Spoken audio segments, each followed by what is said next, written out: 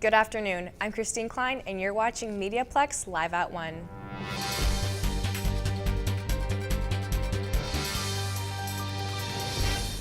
Construction for 6 new playgrounds around the city has been approved by City Council. John Hudden reports.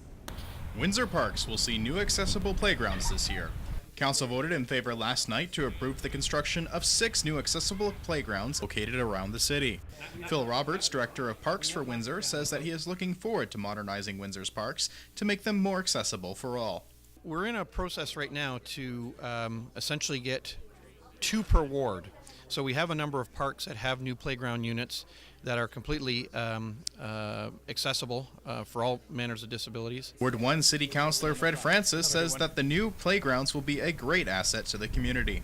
Well, I think it's great. I mean, we live in 2016 and, the equipment is upgraded and everything's new. So I think it makes sense, and I think it's great that we have accessible equipment and for everyone to enjoy. I think if everyone goes to a park, it needs to be as accessible as possible for everyone to enjoy, both child and senior. So anything we could do to help that out, I think that's a great thing. The city plans on removing playgrounds from parks that fail to meet CSA standards outside of AOD requirements and plans on adding new parks to the city over time. Windsor currently has 209 parks, with the goal being 120 of them eventually having playgrounds. For MediaPlex News Now, I'm Jonathan Hutton. Easter was last weekend, and we sent reporter Rabiul Biblob to look at some of the traditions. People around the globe have been observing Easter for more than 2 millennia. Windsor's New Song Church played its part in the most recent celebration. Around 100 people gathered in the chapel last Sunday. There was music, recitations from Bible, and discussion about the significance of the day.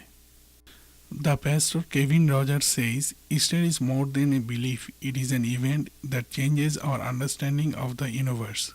The resurrection of Jesus cuts through all the hopelessness and all the darkness and says that this is not the end. The community chaplain Riley McLaren says that Jesus' resurrection is the crown jewel or the pinnacle of the story.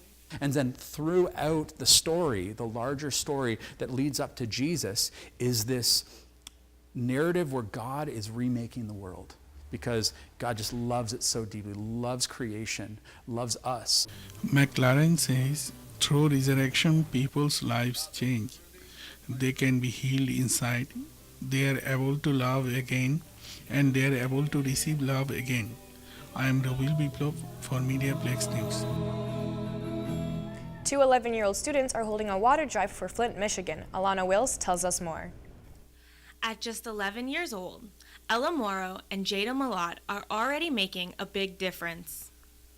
The St. John Vianney Elementary School students came up with the idea of organizing a school-wide water bottle donation for Flint, Michigan.